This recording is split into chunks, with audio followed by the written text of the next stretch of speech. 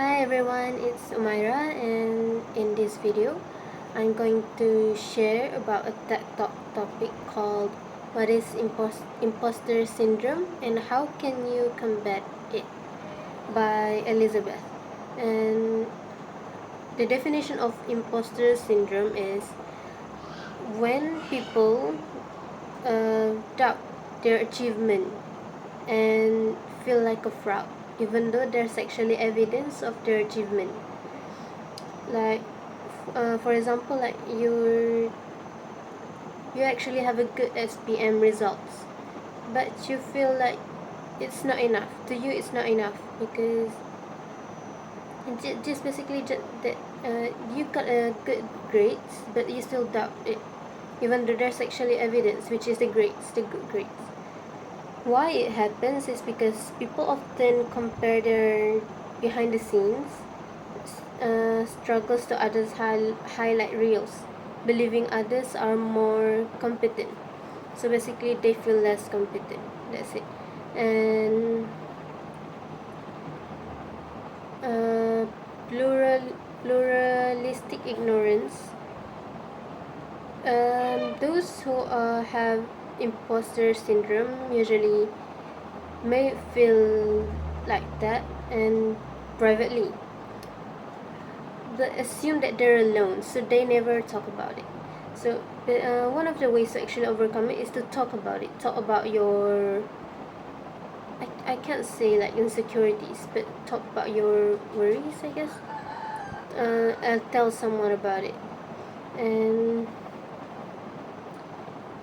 this pluralistic ignorance leads to stress, anxiety, perfectionism, overwork, and discounting praise. So basically, this imposter syndrome are going to lead to more stress, and can even cause you to have anxiety, become too much of a perfectionist. I can actually relate to that a bit, like a perfectionism, but for me it's not in academic, I guess. Also overwork, it's going to make you feel like you're going to keep studying because you feel like it's not enough. So there are four ways to combat imposter syndrome.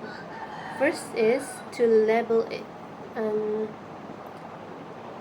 so basically you should recognize and name the imposter feelings when they arise. I mean, like when you suddenly feel like it's not enough, you should recognize it. You should recognize that feeling as imposter feelings, like imposter syndrome, so that you can actually be on terms with the with the feelings. You can understand it and you can actually solve it. And number two is talk about it. Share your doubts with trusted people to realize that you're not alone. So as I said before, those who have imposter syndrome, they usually have pluralistic ignorance, which is they feel like they're alone and they just keep it to themselves and they don't talk to others. So you actually have to talk about it, like tell someone about it, like to reduce your burden actually, and so that you can feel like you're not alone and there's people around you who can help you, who supports you, who recognize your achievement. And the third is to reframe failure. See mistakes as part of learning, not proof that you don't belong. So we all make mistakes, no matter what it is, in studying, in working. We all make mistakes. So we should change our mindset and see the mistakes as a part of learning, instead of like I'm a failure, I failed to do this, so I'm a failure. Instead of that, we should change our mindset and focus on the mistake as think that the mistake is a part of learning, so that we won't repeat the mistakes again. Like we learn the correct way to correct the mistakes. So we're gonna be able to prevent those mistakes from happening again in the future. And the last one is keep a record of wins. Write down feedback or accomplishment to look back on while self-doubt hits. So basically, like for example, your SPM result. Your SPM result is super good. Like for example, super good.